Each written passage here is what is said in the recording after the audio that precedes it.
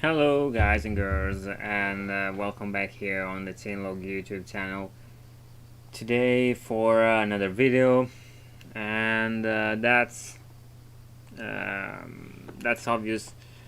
I am here on summer, and probably you are at sea, or maybe watching somewhere else, something else. And anyway, that's not really important here. I'm just waiting to see if some people will present. If not, it's good anyway. And we are going to talk today about some things, starting with technical analysis, going into the derivatives, and that's for Bitcoin and the crypto market in general. And we are going into on-chain data for Bitcoins, and we are going to talk also about some macro events, some macro factors and metrics that we have been experiencing the rolling off in the last 2 weeks. That's the amount of time I'm actually taking in consideration to do these live streams, to give you the best value I can find out there, and just put it all together and getting the timestamps in one video, so I maximize the time and maximize the amount of time you don't need to spend in order to get all this information along the way, and also so that I'm maximizing my time in sharing this, because this weekend I obviously have a life, so I have to go to sea with my family, and I'm not going to be on the chart really much. I'm just watching it by the sea, and maybe I will tweet something, I will share something right there. And in the next few weeks I'm going to take a summer break. Probably I'm watching the 8th of July, of August to the 15th of August, and we'll see. Anyway, let's see if someone got in, or they are all at sea like me. Okay, it's not important. If you have any question, you can bring it up here or in the comments down below. The important things are that those I can share here with you, and that I can share the majority of the value of the knowledge I have of the market, and help you even at a distance of time. I'm doing a live stream to get more confident on the fact of doing live streams and these sort of things using these tools. Anyway, I spoke a lot of times in front of 300 to 1k people, so I'm really not afraid about that. It's just to using the tool to get an habit about these tools right here, and to the shares, and every 2 weeks I got this. Anyway, let's get into right here Bitcoin. So the last time we did left us with something like this. That was another volatility on the Bollinger Bands for Bitcoin, and I was expecting a 24k to a 28k move to the upside, more likely than a downturn, but still those were two possibilities, and we got right now a 24k that I already said it was sold. It was already sold. We'll talk about something right here in a moment. maybe at the end, but I would like to take in consideration something that happened last week that I shared freely on my Twitter profile. As you see right here, that movement right here, this movement here, this first 24k was sold by handbacks into a resistance zone, and we capitulated a little bit back later to this trend line a little bit below before trending higher in the FOMC date. Now I'm not taking out the screen of the fact that on on my Discord I said to the chain loggers, well guys, I'm expecting a rally into the FOMC and maybe a retracement later with in the next few days because we'll go out the quarter 2 DTPs. We had the options expiring, and today we are going through the options, the new forecast of the next month and the month ahead of that. So, and with that in mind, I'm thinking right now that this rally right here, we are talking about that. It's not really a matter of macro event. It's more like FOMO driven by the speech of Powell than the real data we have. It's just a spike that's more like taking consideration a dovish Powell and not the real movements of the Fed itself. The fact right here, and we are talking about that later, is something that I'm not sure about. So we are going into the technical analysis side for now. So let's take out this argument, and maybe let's take it out when we actually get to the point of watching the macro events. Okay. Now, from a pure technical analysis, we are here at resistance in the Bollinger Bands, and I don't really think the price with the FOMO, as I already said, FOMO driven movement in a bear market will see a lot of heights. We are heading into the weekend for the most, and in the weekend with stock markets closed and speculators gone from the crypto market, we are more likely to stay more or less right here. Not really more than that. Maybe I could see as well a trigger of new short squeezes on this side, but and leading us to 25k, 25.5k. That is also, if you see right here, is more or less the RSI overbought. That is this red line right here. More or less that zone at the very maximum. But still, here we have, and we have to rely to the data we have, a double top where one was sold and one is just driven by pure FOMO into a bear market, and the bear market rally are for sure rallies. You can take profit too, but you have to know where you are and how the market, in what phase of the market you are. I don't think, and we'll see, that we are going to get above 30k at the end of the month, but someone, the end of the next month, obviously not this, because this month will probably close we'll probably close in this area, and if it closes on a monthly chart right here, we were on the lower Bollinger Bands. I'm actually taking this every time we fall back to the lower Bollinger Bands on the monthly chart. Here, for example, we didn't even touch it.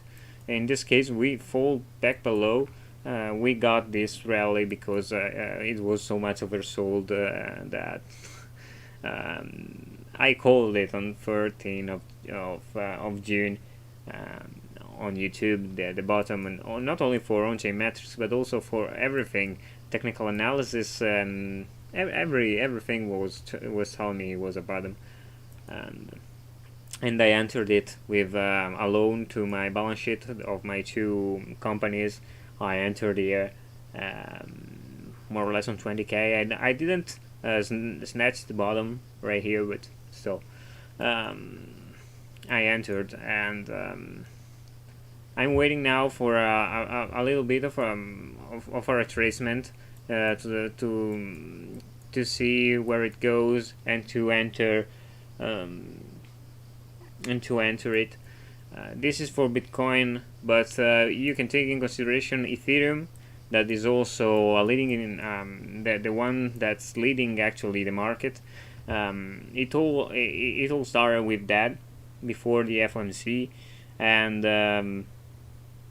the actual date of the merge is 19th of September, as you already know maybe, and that date for me is speculation, is pure speculation, obviously. Still, we don't know if that is the date where the testnet, where the mainnet will go live with the merge, and because Ethereum has a lot of technical debt, as you already know, and the problems we had, like, I don't know how much time we postponed the difficulty bomb, nor the merge itself with zero predetermined dates. In this case, developers put on a date, and that's huge for the price of Ethereum. Actually, that's really huge. But you have to take into consideration that this kind of movement, that's pure speculation, is by the rumors of a probable merge that I'm literally bullish on. I'm wearing a Bitcoin shirt, but I've also an Ethereum shirt. I'm bullish on Ethereum as well as Bitcoin because they have two different types, two different kinds of usage, and I think all of those can be put in a place, and they have their space, and the block space of Ethereum is really valuable. I think that is the platform, the base platform will be of Web3, and all that is being built upon it with DeFi, with metaverses. When Ethereum will be completed, we'll have a huge product, and I'm really bullish on it long term. As an investment. Obviously, I'm not sharing this as a financial advice. This will never be financial advice. All my videos are not financial advice. If you want someone that just makes so your portfolio get better, choose someone else. I'm not here to make you rich just for the part of investing in this product or in another. I'm not giving this kind of advice.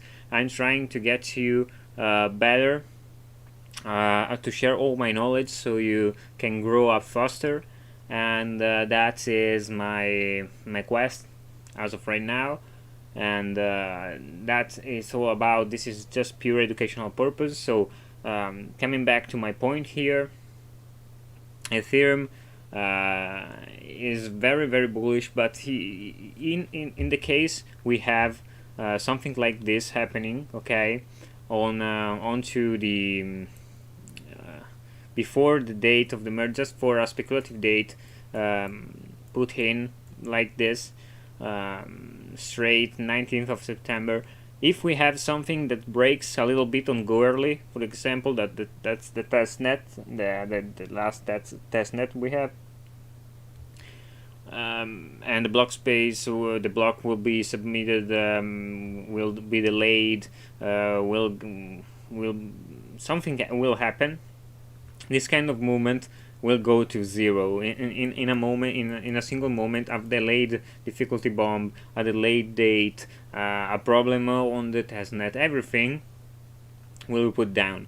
And we have 2 months of time right here. And what's here, let's take out the noise. What's here, how much of price action we had in 2 months. We are now at 28 July, and the 28th of May we were back there waiting for the 3AC. Actually we didn't know it, but 3AC to get flushed away and start get his bankruptcy, Voyager, Digital, and a lot of others platforms that went off. Just 1 month before that, we were waiting for the in 3 months we had all this kind of event. We didn't knew about that, but we had the Luna collapse, and everything could happen in 2 months in the crypto space. It's so much fast the development of things that 2 months is really too much for me. And in this situation, I'm not taking any chances.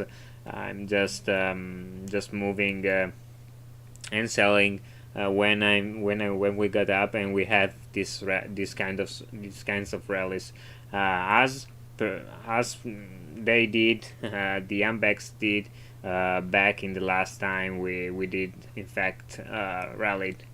So we can say that we are most likely in the space for a run as of today in the crypto market. We are in a run for speculation for this is the first. It's pure speculation about Ethereum, but also about the fact of the macro environment of the Powell itself. And I'm actually probably getting into that later, if I remember. Meanwhile, we're maybe going to see a little bit of data coming from derivatives markets. As you see right here, we have in the on-chain data. Let me just see if we have. Okay, no. We're going to on-chain data next, but first we'll see the open interest that's building up on Bitcoin's derivatives markets. As you see right here, we are at an all-time high, and still it is building and building up with some flashed event. So probably derivatives markets are still very huge in Bitcoin terms, but not in USD terms. As you see right here, we had a decline since the last all-time high. We had a steady decline, one push after another, and even if we are building a lot right here of open interest, we are not at the same levels we were back then, and still climbing slowly on USD terms. That means that USD are less prone to be put in the derivatives market, and more likely people are trying to get exposure to Bitcoin and use it as a collateral to borrow against it, or to long and short in shorts, and to long and short it with this method. What is interesting though is that we have right here the liquidation, for example. If we watch the Bitcoin liquidation that we had in the last few days, it were most likely shorts. So as you see, we had 70 million liquidation, and also 70 million liquidation the very next day. Today we are really quiet, as you see, we had this movement on the short and long squeezes that we needed less and less capital being flushed away to move the market, because market is becoming really illiquid, and being illiquid is something that that causes a lot of problems, because firstly you have humpbacks and whales manipulating more easily the market. Short squeezes will move the price in every direction, so you have a lot of noise in the price action of Bitcoin on the hour chart and to the daily. And also this amount of illiquidity drives people to in fact react to all of this and move the price with FOMO food every time the market moves without any sense, without really any sense. Okay, and that's what I'm seeing lately. And all these short squeeze, all these things, but what the market is expecting. We are watching options today. As you see right here, we have this huge amount of Bitcoin open interest building up and waiting to get flushed away in BTC terms. Meanwhile, in USD, for this we are talking about options now. In USD is more or less the same, as low decline in open interest in USD terms. Still, more people want to have this kind of exposure to Bitcoin itself and not to the fiat. Meanwhile, buying and selling options. As you see right here, we have all the exchanges for Bitcoin in all strike prices. So we have open interest and strike prices for date. The major open interest in the next 2 months are obviously the last Friday of each month, where the majority of monthly, weekly, daily, every kind of call, every kind of option is expiring, is more or less there. So we are going to see today, for example, the 2022 August 26 closure of the market and of the expiry date of the options. And as you see right here, we are pricing in, the market is pricing in the fact that we are going to see a Bitcoin at the end of the month that ranges to the 25k to the 28k. The strike price, the major strike price for all options, for all call options, are 28k, and majority of open interest is coming from call. So we are seeing a lot of calls being put in. That means that we are seeing a bullish shift, as I already said last month, a little bit of a bullish shift coming into the market, and we are going to talk about that also when we are talking about the macro. That's because we are going to see the VIX, that, for example, if it takes in consideration options for the S&P 500 right here, that is getting up today as well. The VIX is coming down to the safe area of 20, and that means that we are seeing a fear slowly fade away for all of this that we are going to talk about in the next few minutes, maybe in the next half an hour. Anyway, this is what the market is pricing in at 1 month from now, and the put options are most likely striking. The strike price is more likely 18k, but open interest range is very high, and the major open interest we have is 20k. So they are trying to more or less to price in a 20k or less Bitcoin. Meanwhile, the call option are trying to price in 25k to 28k Bitcoin at the end of the August. But in September, let's see, for example, in this case September, we have the still Bitcoin that is being priced in a lot more. But the majority of the strike price is 22k. We have a lot of open interest for options that closes on 32, 42, 41, 30, and 44. So in this range right here, that is what the real open interest, so the weight of the collateral and the put in to buy options is in. But majority of strike prices are here on 22k.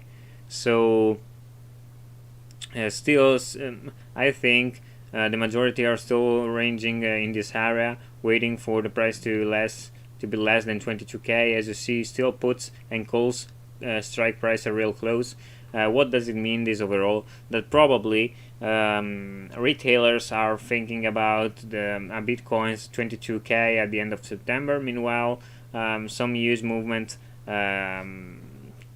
coming from whales or people with anyway a huge amount of open interest in the market are pricing in a Bitcoin from 30 to 34k at the end of September. But still, this will change. This will probably change in the next few weeks. We'll see. Next few times we are going to see it.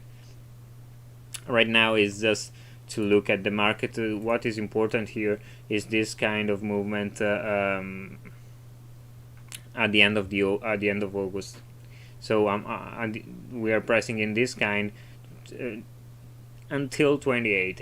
Anyway, 25 to 28. One thing about on-chain today that I want to talk about is the price action of the 200 weekly moving average with the realized price. So let's take us really close where we are right now.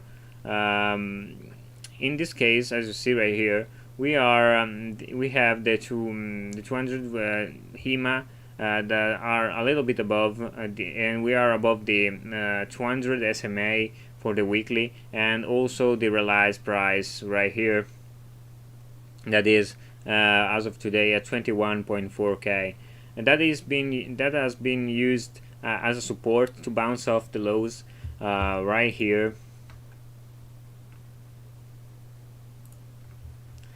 That is where we have bounced off, and we could use it to retest. Maybe we could still retest it before turning higher or fall below again. And as you see, if we take the majority out, if we zoom out of the price action, as you see right here, every time we took to the 200 weekly SMA, we were in a bottom, and just one time here we fell very below.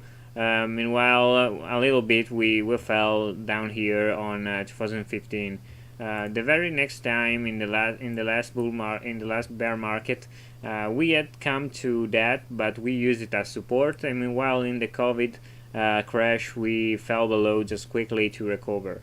So that is every time we are seeing this area, every single time we are in a spot where to buy. Still not a financial advice, but just to mention. Maybe you just know that, but if you don't know that, this is precious amount of information that you that I think I just bought for all of these metrics I'm going to talk and more.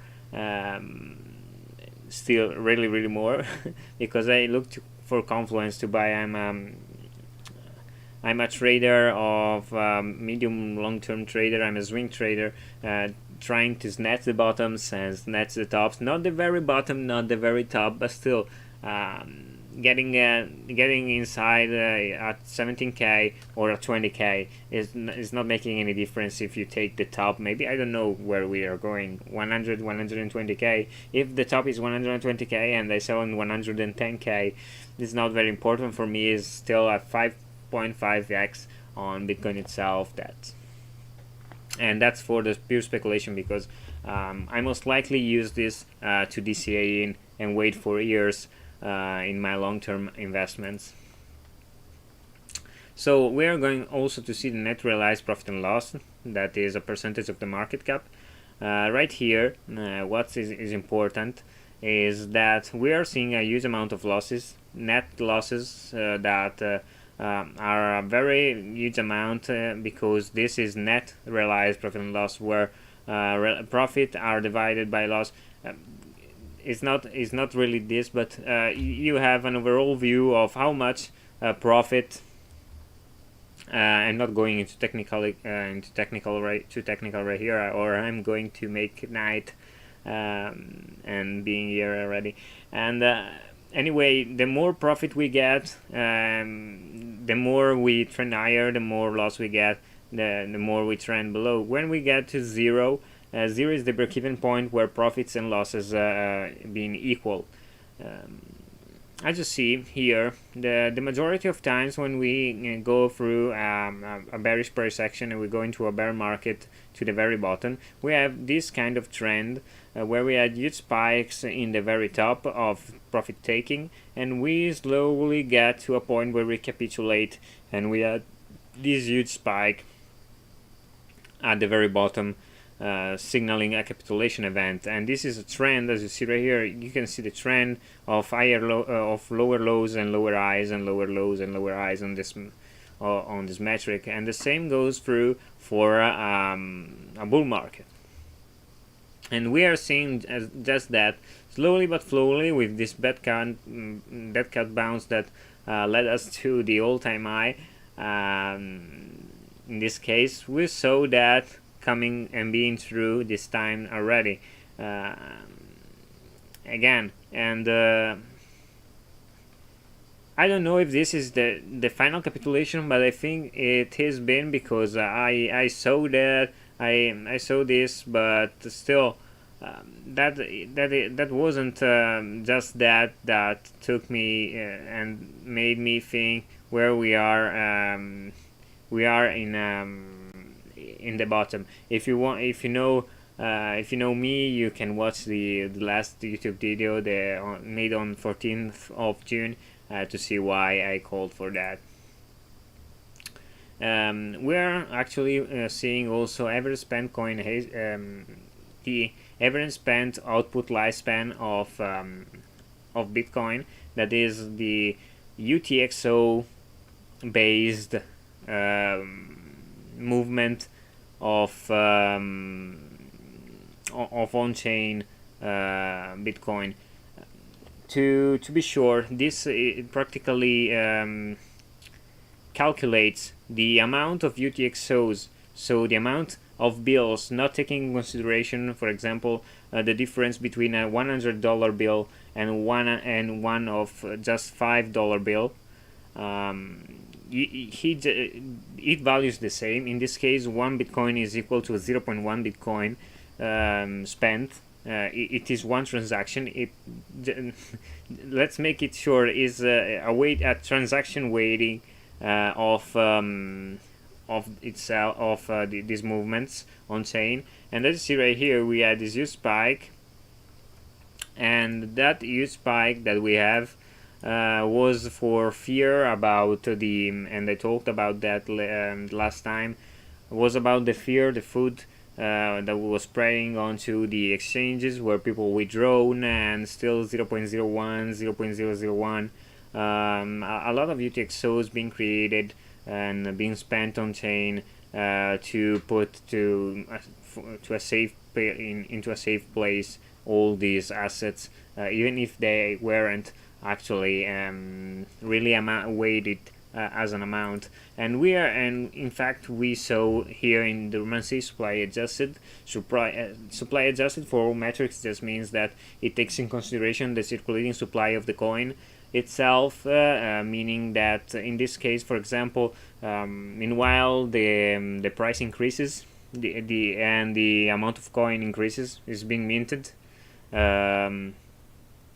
that is taking into consideration into the Bitcoin, in this case, in the days destroyed of the coin itself. And so, for example, it's obvious that if you have only 100 coins and you take it and you hodl through 1 days, you will have 100 days. But if you have just minted 20 million coins and you hodl through 1 days, you'll have 20 million days destroyed if you move all the coins. Okay, so this is taken just in consideration supply adjusted, so the circulating supply, and this is taking consideration that dormancy itself is a measure of the lifespan of a coin before being spent. So the time it is remain dormant before being spent, and that is obviously a derived metric that comes down to the very basics of Bitcoin days destroyed, or days destroyed overall. So coin days destroyed is called this metric on Glassnode, for example.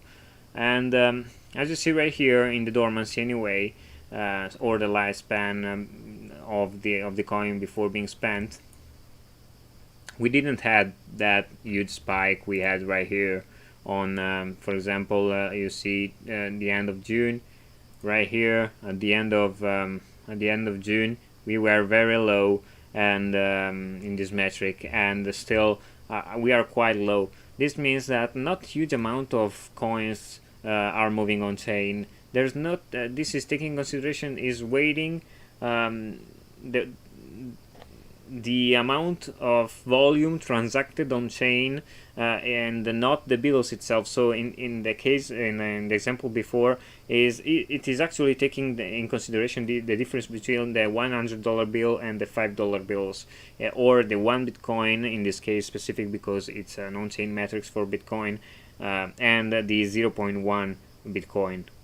It's taking consideration, and as you see right here, we are very low. We are not seeing that huge amount of long-term holders spending their coins. There are obviously long-term holders spending their coins at a loss because miners were capitulating, and so there are, and we're probably going to see that people that has been hodling through 1 or 2 years, and still they've sold because they were in an area that we are going to see, and that is also confirmed by the coin days destroyed for Bitcoin right here, still at a lower value, still there, ranging there. We are not seeing this amount of huge movements, of huge spikes being by these long-term holders, and we are just seeing this slowly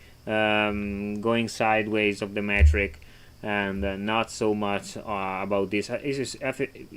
If you see right there, this coin days destroyed is not supply adjusted. So as you see right here, we had less coin being minted, less coin on chain moved. So we didn't get to a point where we spent so much, and the base value has increased a long time because it was minted. But this with so much coins being minted is a very low value.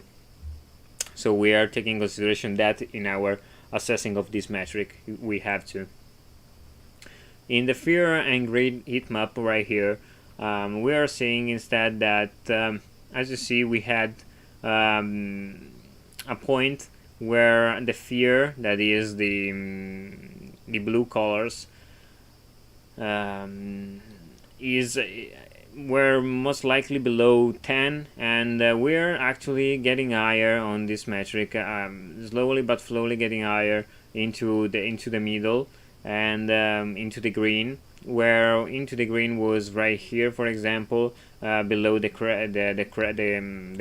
very crash of the COVID, and still in a bear market, price action. So we're not seeing the market getting overrated in the long term, but still we are seeing a little change in the fear and greed heat map as of today's in the last few weeks.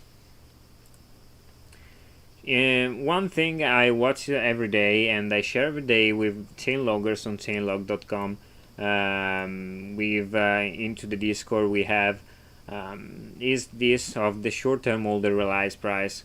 That is the cost basis of the orders that has less than 5 month coins. So they are hodling coins for less than 5 months. And why, you'll say, you'll ask? Because as you see right here, we use that as a resistance zones for all the bear markets we had, and as a support zone for all the bull market we had. And every time we use it as resistance in bear market, and as a support in bull markets, or in a bull trend in bear market. For example, this bull rally, we just crippled back, we use it and we break through and got up, and still we failed to retest it as a support, and we fell back below and kept trending below. Still here we got above, but we failed to retest it as a support, and we fell below again. And when we retested as a support, as you see, every time we got up, and we use it as a support in bull markets and as a resistance into the bear. And as you see right here, what we got that led us to the all-time high was most likely also that last time we crippled through all the price action and got to this short-term orders realized price, that where we were right here, onto the 200 SMA on the daily chart for Bitcoin. We got there, and we fell back below because we didn't manage to break above and use it as a support. And so I'm watching that. It's still at 28.26k, so 28.268k, 28k more or less, because in 1 or 2 days, maybe 3 or 4 days, we'll get to that point.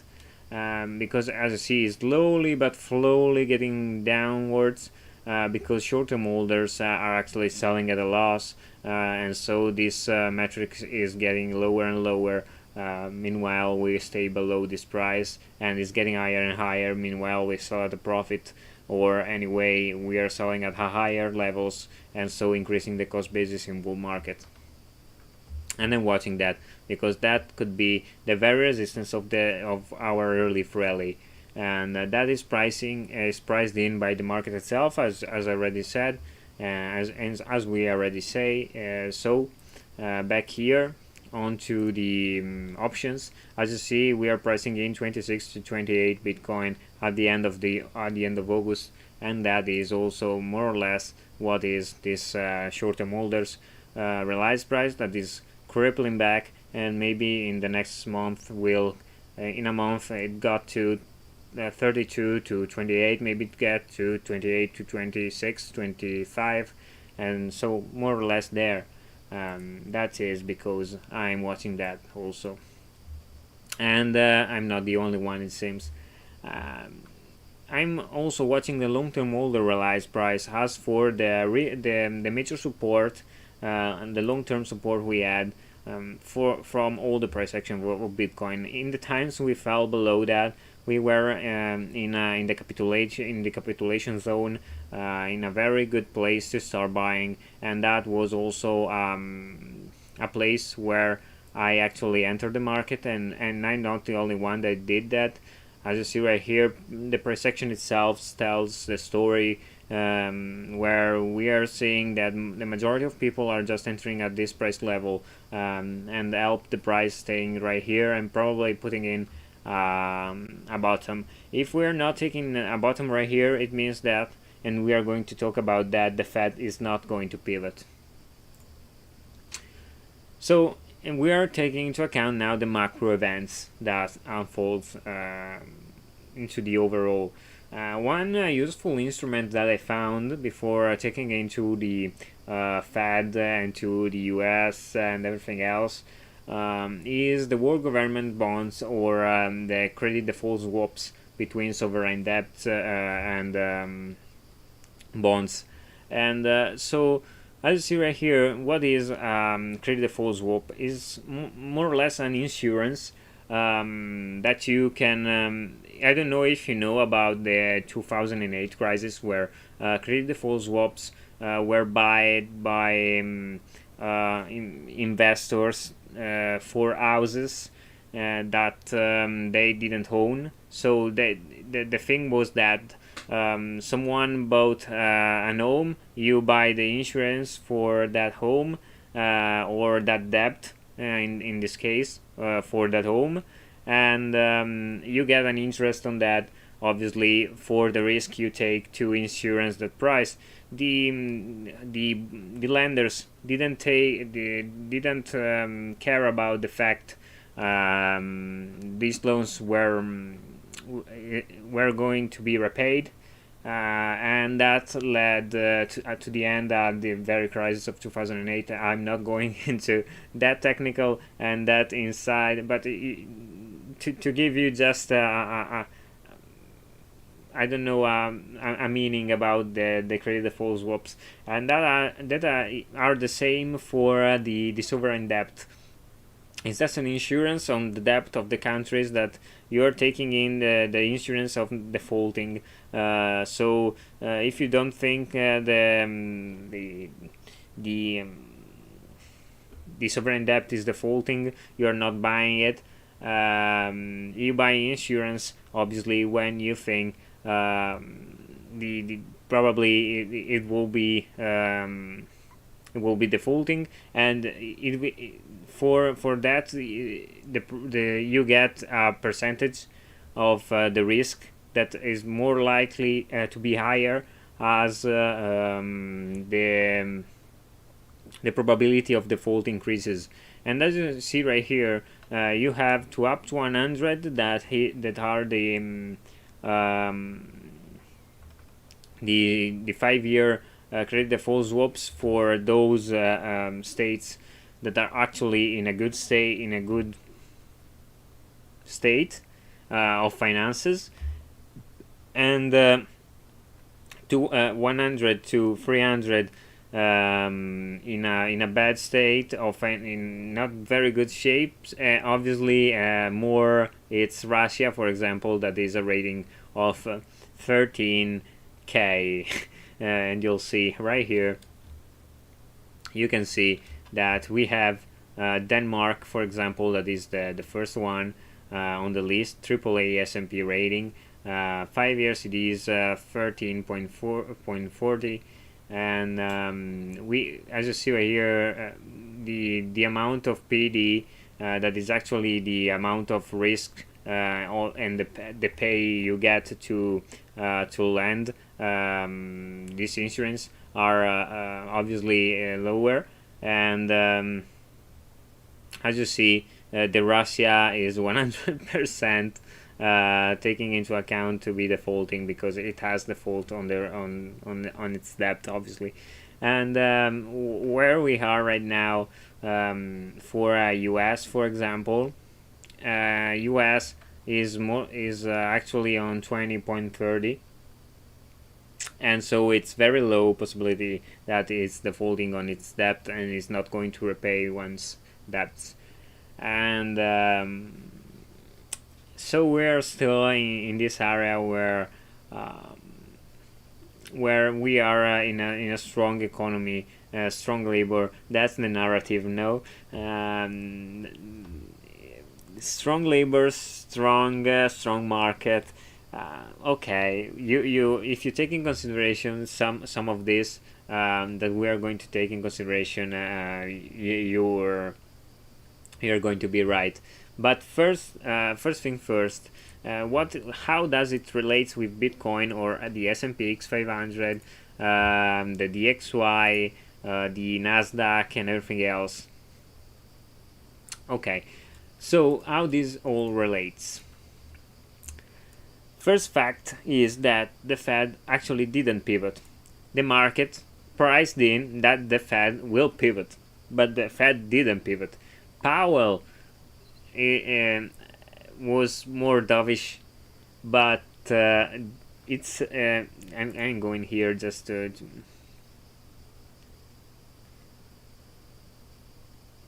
I didn't change here.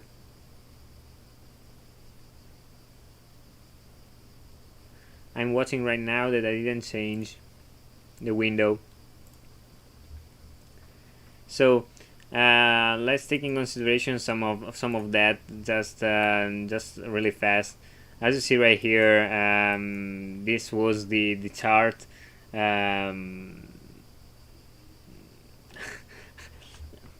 Anyway, I forgot to change from the face right here to the window. I thought I was right here, right down below.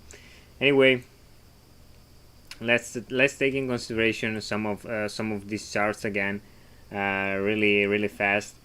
Bitcoin, as I already said, is still right here. I'm not taking any chances to this was the fact of the AMBEX that was sold, and that was the movement that was being sold, and I'm that wasn't I'm very sad about the thing I didn't change.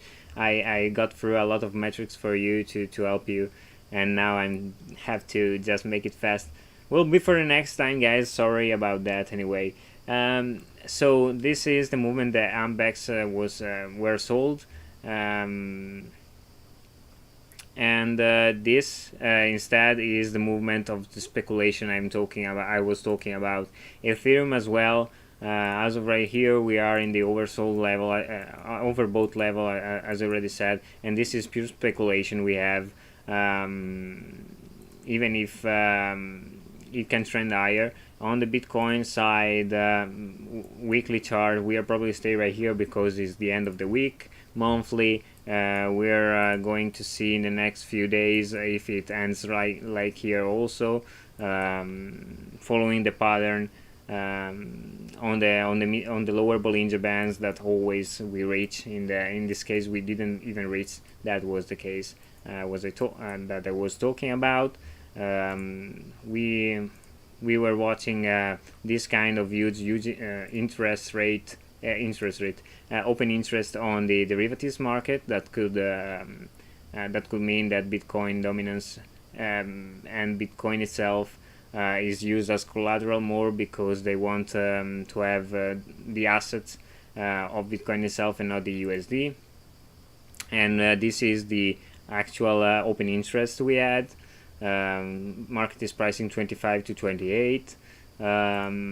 Also here on liquidation data, we had in the last few days Bitcoin as lower and lower amount of long squeeze and short squeeze because the market isn't liquid.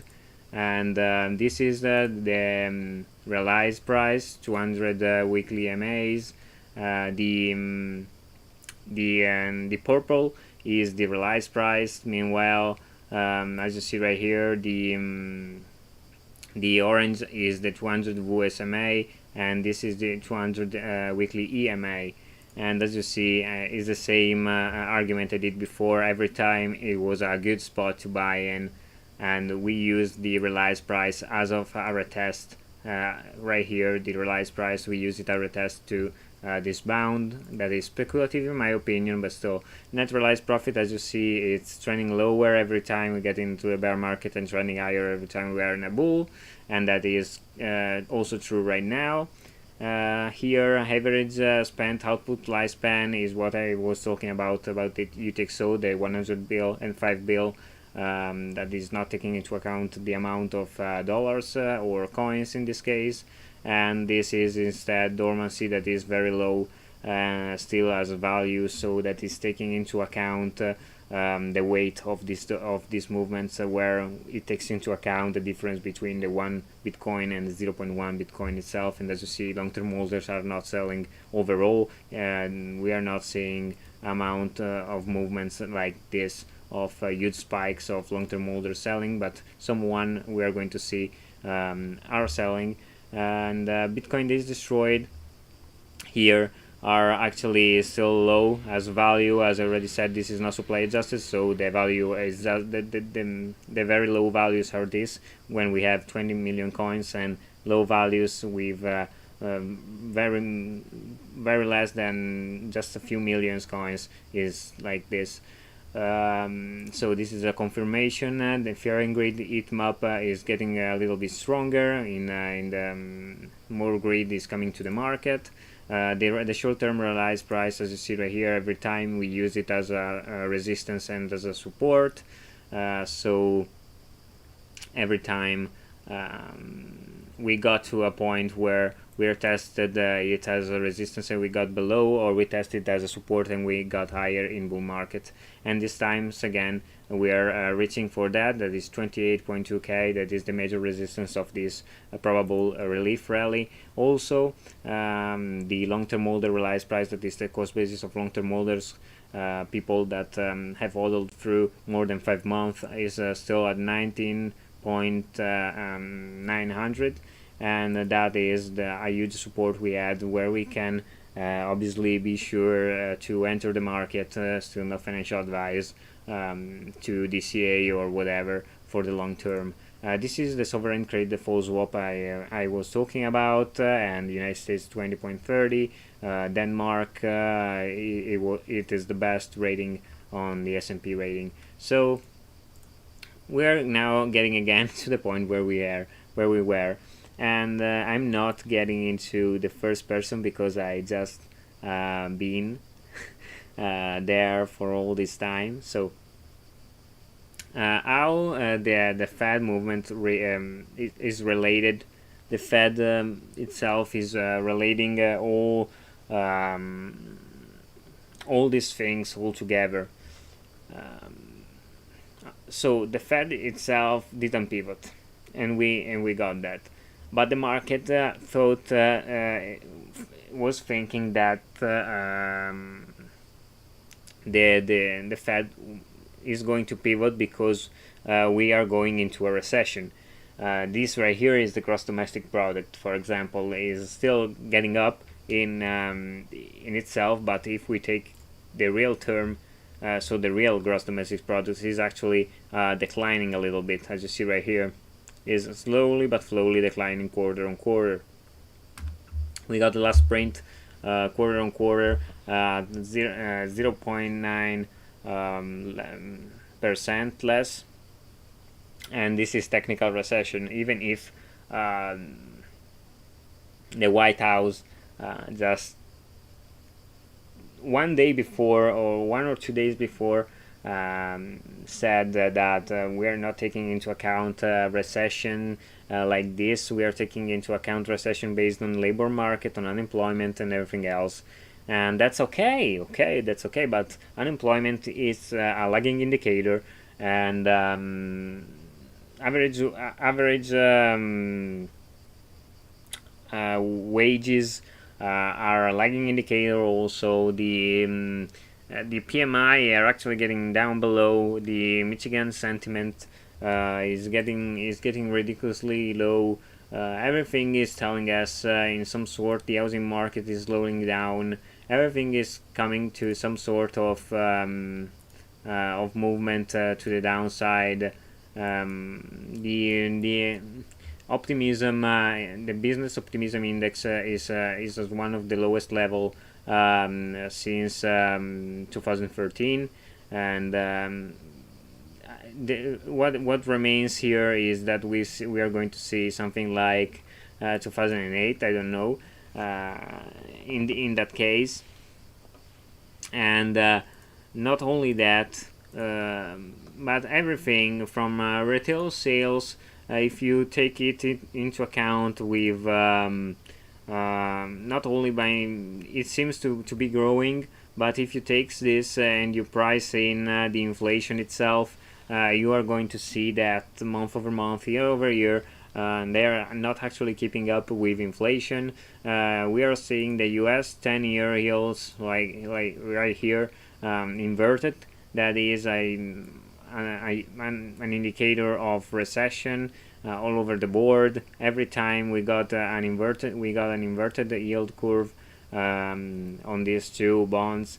We got into a recession when we got back above, and we tried to get back above because we were tightening because of multiple factors that are constant, and they appear to be intrinsic parts of the of every cycle of tightening and loosening of monetary policies.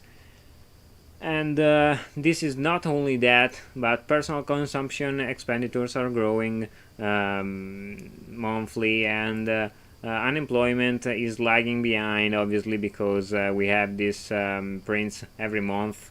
At the very start, we'll get to the first Friday of every month, and we'll see where it.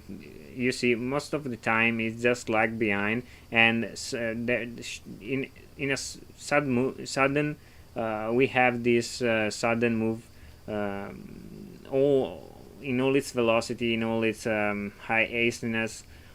We get to spikes that lead us to points where we are actually going to take a break, a recession, into a recession. So actually the market, still real growth per capita is lowering also.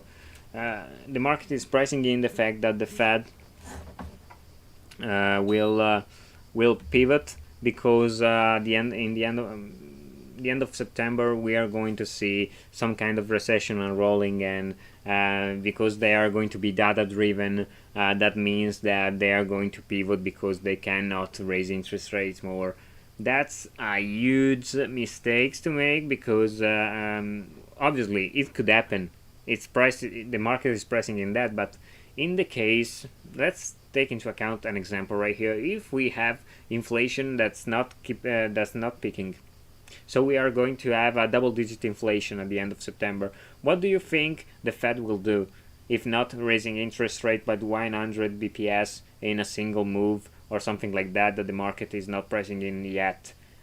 So we just have to take our time and watch and see what kind of events will unroll in the course of these 2 months, where the Fed is not going to rate hike again, and what the market is pricing in actually is a 72% chance as of right now, in this moment, of the Fed raising interest rates at the end of September of 50 BPS and 28% of a 75 BPS.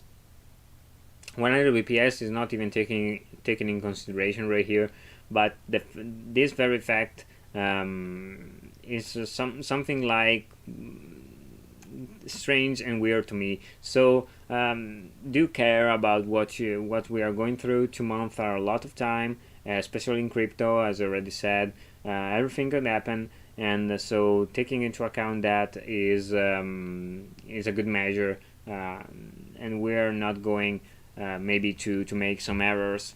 This is most likely the thing. So you don't even know. We don't even know if this is going to happen. But relating this to the crypto market itself, or the indexes or whatever, let's take into account Bitcoin, because I love Bitcoin, as you see right here. I love Bitcoin, and I love Ethereum as well. This movement, this kind of behavior on the crypto market is actually something that is pure speculation driven, and in the very momentum in which we are seeing something that isn't priced in getting through, bear market will react. Obviously, bear market price action will get us to the very point of the 20k, as always, as a very basis to retest the last time probably this bear market structure. But in this case, it could even be that we're still rolling a relief rally until something happens. If it's true that most of the people have actually priced in that before, and the market has priced in that before, if they did the calculations right, most companies are actually just taken into account before the expenditures they have for the raising cost of capital that they are going to experience, and that is most likely something that will be obviously this is the cost of capital yearly. What's this increases in the cost of capital? It's uneven. If they are taking into consideration their balance sheet well, and they're just hedging themselves well, and that they are already being prepared for that, okay. But in the case this raising cost of capital will wait on their balance sheet, we are going to see indexes getting a little bit down, earnings with unemployment raising and something like that getting down again, and that's not the only case I have to make right here. You can take into account, for example, that we have going through this rate hike streak to neutral rates. The Powell just said we are well in the same area of neutral rates, so from here on we are data driven. Okay, in this case you can actually take into account the fact that 2.5-3% interest rate hikes are not putting down a 9% inflation if macro factor like supply chain issues aren't going to be resolved, if we have this huge amount of disruptions in food supply all across the globe, if we are not taking into account the rising cost of energy in Europe and anything else that is going to increase the probability that something will inevitably break. Obviously, you have to say every time the bond market is pricing in exactly that, they are pricing in the fact that and we can see that right here. US 10-year is getting down with US 2 years more or less staying right there, but still getting down in the last 2 days. The market is pricing in the fact that something will break if the Fed will rate hikes too much, because every time they in fact raised interest rates above their natural rates, something broke, and in that case they are not going to make the same errors. But story is cyclical, and errors are being made every time, and every time the Fed was thinking they were not going to break something, because every time they do so. And I'm not very sure about what we are going to expect about that. Sure is that 2.5-3% interest rates are not getting down inflation levels of 9-10%. So that is for sure. And so I'm not very convinced about the Fed being the Ufficial pivot, because they didn't pivot. They kept their quantitative tightening going. They kept raising interest rates, and now we have 2 months of a summer break. But we are going to see in September what the market is. If the bull market is still strong, they are be sure to raise interest rates. If inflation get higher, they are raising interest rate even more. If inflation is getting lower, they're probably going to have a 50 bps or something like that. We're still having to see. Market is starting to pricing in so much factors that they don't even know actually. So we are going to see if this will be the very end of the bear market, or if we're just starting to see and scratching the bottom line of the bear market, but we have more months to go still until the end of the year at least. We'll see. We'll see, because anything can change. Another thing, in fact, that I said on Twitter was that it's amazing that let's call a recession a Saturday night fever, a Fed rate hikes, and a quantitative tightening a dovish pivot, and what remains is to call the bear market rally a bull market, I guess. That this is a bear market rally, is not a bull market, and if someone says we are actually getting into a bull market, they are getting it wrong. Not only for the fact that historically isn't right, it's just because of everything that we are already seeing. This, for example, is a soper where every time we get to 1 on this metric, we are actually selling or moving coins at a break-even point.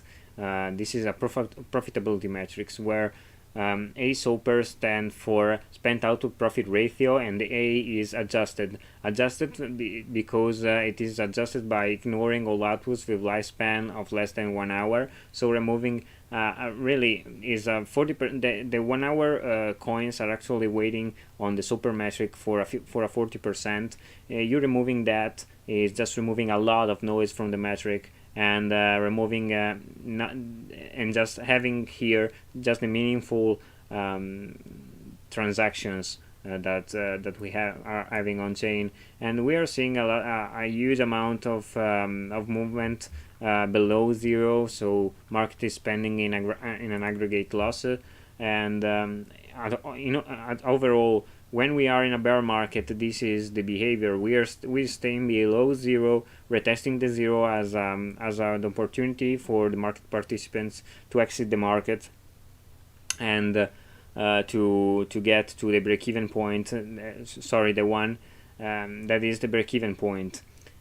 So when you are at break-even, you actually take if you are in a bear market and you are a short-term holder, you're just waiting for an exit, you are getting out to buy lower, and we are seeing that every time in all bear markets. As you see right here, we retest the 1 as a resistance and we fall back below. In bull markets instead, we get to the point where we actually broke the 1, we got above, and we retested multiple times as a support, as a break-even point to enter the market again and sell on a higher price. And this is an actual current one more metric that says to me, well, we are still in a bear market, we are not seeing these movements getting profitables, and so we are not seeing something that could be seen as a potential bull market ahead, neither on this metric. So it's still early for me to say anything at all. Meanwhile, most people are likely in a matter of moments to change their opinion, but we are going to see. Anyway, let's see. Another thing is, if you are European, for example, that may. The last time we talked about the fact that the treasury of the American Treasury can actually buy the bonds of other states and put in a different security loan fund that is different from the actual Fed funds. Still, you can think about that and taking into account the fact that meanwhile they are tightening their internal economy, the Fed could, the Treasury could, meanwhile the Fed is tightening the internal economy, the Treasury with the Fed can actually buy this product, these bonds, from European bonds to the Bank of Japan bonds, with new minted new supply of money, and so to nullify their actions. But also you can take in consideration that BOJ or Bank of Japan is still doing that. It's just doing that, and it did in the last few weeks ago. We had these movements right here in the 10-year bonds, JGBs, Japanese government bonds, to retest these 0.25.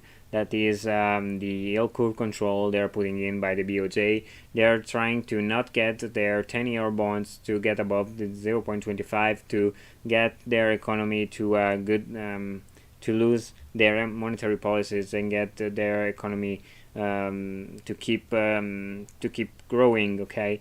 It's like quantitative easing, most likely, just with the control of the yield curve of the bonds of the states is more likely complex. But let's just say that they do this just to empower their economy. As if you don't have any underlying study about that, is just helping the economy to grow. Okay. How is with helping people to borrow with a lower cost of capital, because obviously it is difficult for people to just get and there is instruments that I described last time, where if this rates goes higher, people will get wrecked with their savings, and there is a lot of things. You can watch the last live to know about that. And in this case, they are actually printing money, so selling their JPY to buy these bonds. If you see right here, they are not getting it too much above the 0.25 because they are actually buying it. The BOJ actually owns 70% of the bonds of the nation itself. Most likely, it's just becoming illiquid, that market, in these times. And as you see, it was reflecting on the JPY itself. What so much printing was leading their money to the lower level ever. And in this case, we are seeing an influx of money at the end of the month. That could be just a rebalance of an end of the month rebalance from the really high net worth investors, or anyway the banks, something like that. So they are actually making yield curve control, and the European are going to do that as well. European Central Bank, ECB, have actually put in place their first rate hikes last week with 0.5%, and a 0.5% that led us at 0 into the fund. Let's make the example of the Fed funds rate, that are actually, if I can find it, I have a lot of metrics right here. Fed funds, to make it faster.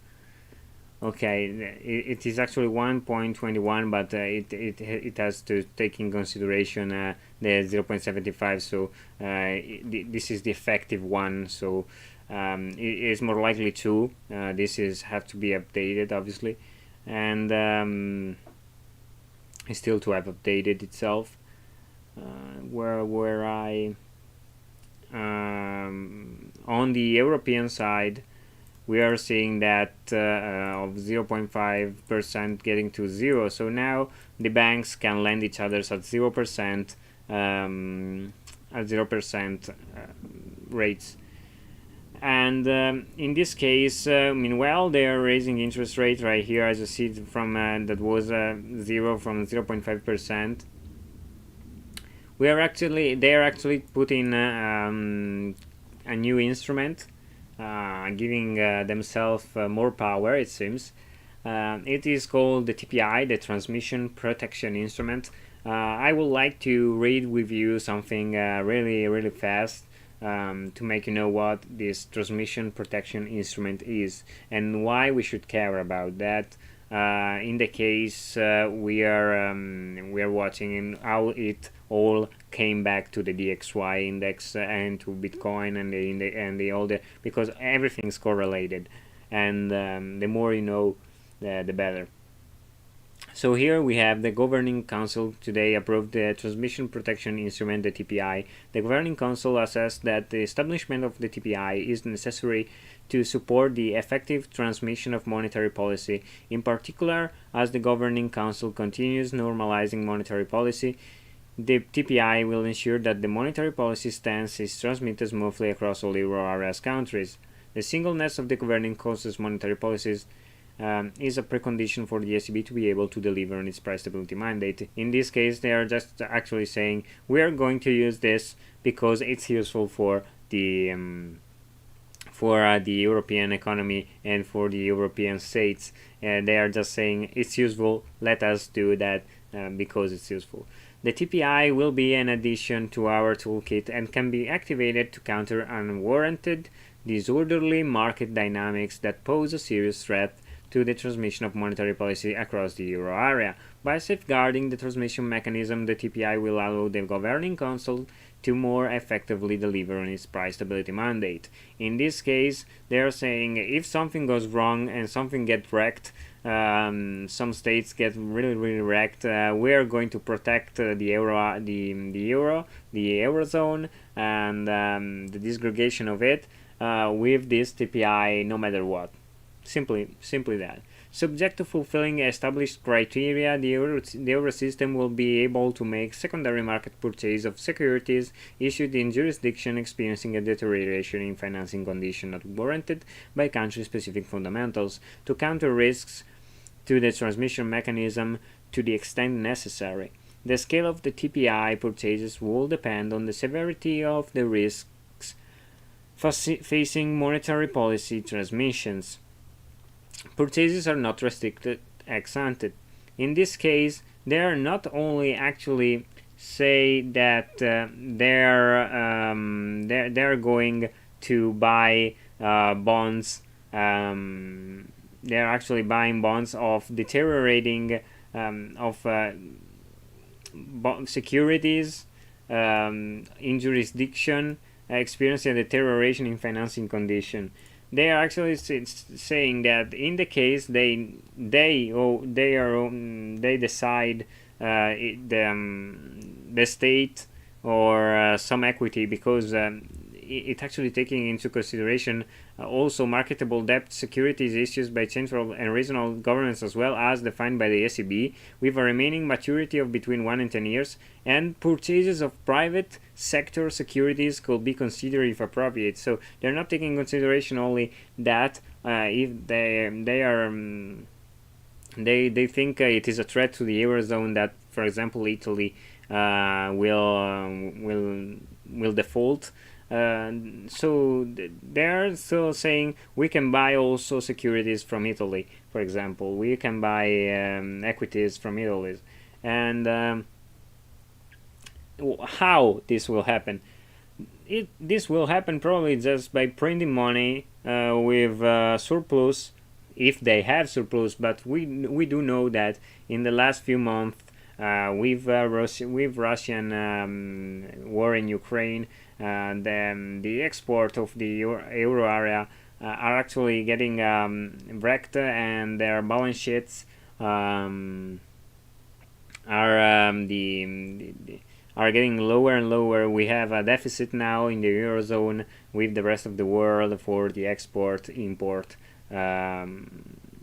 charts. I don't have here those charts, but you can get that on the Arthur Ayes articles that talks about that. Anyway, this is what it is. Most likely their eligibility is what we are. I'm not going into all of this because obviously the activation is a decision by the Governing Council. The eligibility are taking into account some of the EU fiscal framework, so that the actual country doesn't have to have some kind. They have some kind of requirements for eligibility. That is why I'm not so sure about Italy itself or any other state, because they are but probably if they can grant themselves so much power, and so ill could control in this case as the BOJ as before. So they are saying we take the bonds of Italy and we buy those bonds, so the risk is not taking so much higher that their country's default, and we are using those money to get so, for example, the Germany BTP to the Bund spread is getting lower, and something like that, just to make the eurozone and not disgregate on itself with defaulting countries and imbalances. And I don't know anyway if the Italy is comprised, but probably yes. They can change the rules. They are actually choosing what countries are eligible, and they can actually obviously change the rules at any time. And if they are deciding, they can change the rules, obviously. And that's all get through to the DXY. Why it all get at the very end to the DXY? Because the DXY is actually an index that is weighting against other currencies. Euro USD is the weight that Euro USD has on the DXY is 57%. So when we have huge drawdowns right here into the lower zones, we have huge pumps on the DXY, because 57% of their counterbalance are actually getting lower, so they are getting higher. And in the last few days we get a little bit of an uptrend, and as you see, the DXY stays more or less right there with a little bit of a downturn. In this case right here, we are watching for that to happen in the case of the TPI being put in. Okay, in this case, probably with the printing of new money and more, we are probably seeing if the euro are actually making as the JPY did, so printing new money and getting below here, getting below and below on these charts with their valuation against the dollar. In that case, obviously we are going to see a DXY rising, and also that will lead Bitcoin to get lower, or the indexes to get lower, because a stronger dollar is obviously a better an evaluation with the equities and in all markets. It's obviously that with a stronger dollar at the denominator of the asset, you have your nominator, or the asset, that gets obviously lower. And that is what we are going to see. Obviously, I'm no mage, I'm not a predictor, not something like this, but still I don't see these markets rally to be really more than just speculation and a bear market rally itself. We'll see anyway, and if you have any question, just you can just ask me. I'm here to help you getting through all of this. I'll try. I'm here every day on ChainLog to help my students to get better. If you know someone that want to know how the markets react, how the markets is going to be read, has to be read. And I also offers courses like technical analysis courses, or on-chain courses, and fundamental analysis courses for all coins, for example, or any other coin that is in the crypto market. And going, I will very much pleased if you can actually advise my school. Anyway, for now, we are still until the 1st of August 50% off so we have a 50% discount, but then we'll have a full price and then on. And also we have the fact that meanwhile I'm enrolling these courses will be paid all in a one solution with the services of ChainLog, that is the chat with me, the group talking chat with other ChainLoggers, the important news aggregator, where you can find the important news without searching for every and single data driver of newspaper on the internet. You can have my alpha sharing, where I share all the posts I actually read, where I'm getting my alpha to know about the market, to study into the everyday the developing of the market. You can get the list of person I follow, and I'm developing a list also there. My portfolio, my tools, the tools I use to watch the market, every and single one of them, and all of this in a one single package with the courses. But when I'll be finishing the courses will come to their own with their price, and the services there come with their prices. So if you want only one course, for example, you can pay just that. Okay. Anyway, for today's everything, I am very sad about the fact that I did that mistake on the live stream. I cannot. I have no more time, so I have to go now. But next time we'll get better, and mistakes happens. Also in the trades in bear market everywhere.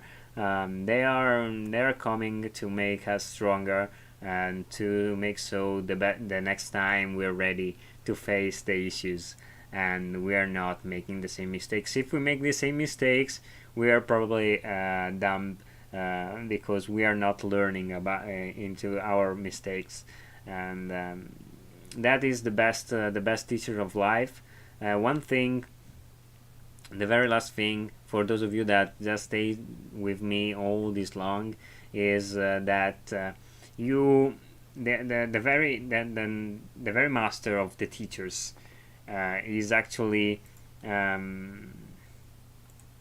very master of the teacher is actually the failure, guys. You have to fail in life, to fail in business, to fail everywhere. And if you get through all your failures with that augmented knowledge of what you are doing and what to do to reach your goals, you are actually making huge progress down the line, because this knowledge of failures compounds. You can face more failures, you can face more battles, and win, having a win ratio even higher every time you fail. And that is most likely the most important things of life, is to never back down, never surrender, and something like that. I know it's most likely what they always everyone says, but and it's hard to do, but it's true. It's very true. In life, the life punches you in the head and makes you really just stay there, because life is hard. Life isn't just most of the time. But if you have the courage and the power to learn about why you and to have the power to get up, in the long term, it's always does matter. And in this case, also true for the trades, for the mistakes in your investments. When you know what you did wrong, you can actually get up again and still make a profit of it. Anyway, for today is everything, guys. Hope you enjoyed the content. Let me know if you want to know more about the markets itself. Sorry again for those that happened, but shit happens. And we'll see you